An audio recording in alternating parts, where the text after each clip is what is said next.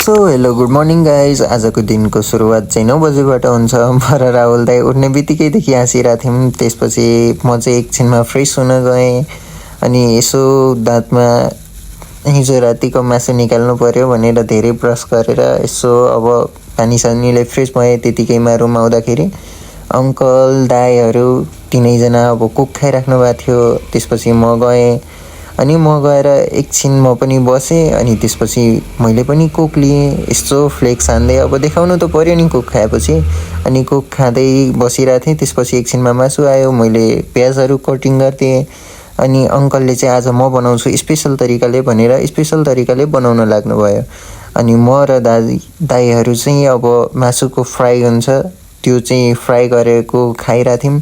एकैछिनमा मासु पनि रेडी भयो अनि कोक राख्यौँ बिचमा। त्यसपछि अङ्कलले चाहिँ भातहरू हाल्नुभयो अनि खायौँ। त्यसपछि चाहिँ म एकछिनमा कपाल काट्नु भनेर कपाल काट्नको लागि गएँ। अब कपाल काट्नको लागि जाँदाखेरि मेरो पालो नै आएको थिएन अनि यसो भिडियो बनाइदिउँ भनेर भिडियो बनाएको।